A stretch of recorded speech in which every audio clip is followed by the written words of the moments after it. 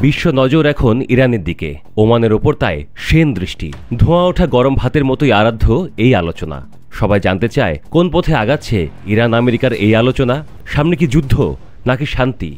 এই টেবিল থেকে আবার তৃতীয় বিশ্বযুদ্ধ ছড়িয়ে পড়বে না তো?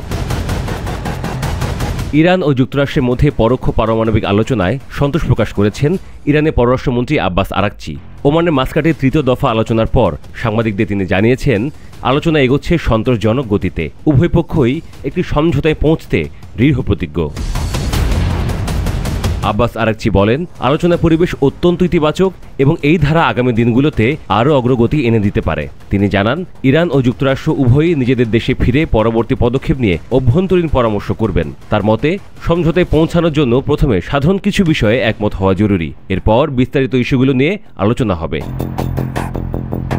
ইতিমধ্যে চতুর্থ দফার আলোচনার পরিকল্পনাও নেওয়া হয়েছে, যা আগামী শনিবার অনুষ্ঠিত হবে। ওমান এই পরবর্তী দফার তারিখ ও সূচি নির্ধারণ করবে বলে জানিয়েছেন আরাকচি।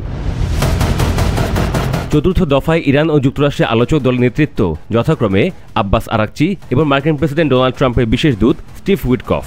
এবার আলোচনায় দুই দেশি বিশেষজ্ঞরাও উপস্থিত থাকবেন। আরাকচি জানান, আলোচনা এখন আরও কারিগরি ও বিশেষায়িত বিষয়ে প্রবেশ করছে, ফলে আন্তর্জাতিক পরমাণু শক্তি সংস্থা বা IAEA এর বিশেষজ্ঞদেরও আমন্ত্রণ জানানো হতে পারে।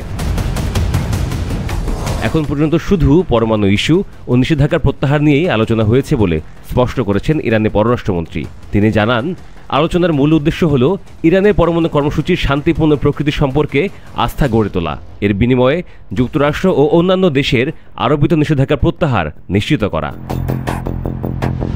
আরাকচি আরও বলেন, ইরান ও যুক্তরাষ্ট্রের মধ্যে কিছু খুব গুরুতর মতপার্থক্য রয়েছে, তবে কিছু বিষয়ে অগ্রগতি হচ্ছে। পূর্ববর্তী অভিজ্ঞতা এবারে আলোচনাকে আরও দ্রুত ও ফলপ্রসূ করে তুলছে বলে তিনি আশাবাদ প্রকাশ করেন।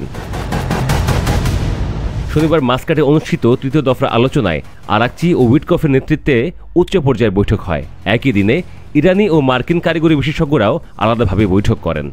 আলোচনায় ইরানের পক্ষে কাজিম ঘারিবাবাদী ও মাজিদ তাখত-ই-রাভানচি এবং যুক্তরাষ্ট্রের পক্ষে স্টেট ডিপার্টমেন্টের নীতি নির্ধারণী প্রধান মাইকেল অ্যান্টন অংশ নেন।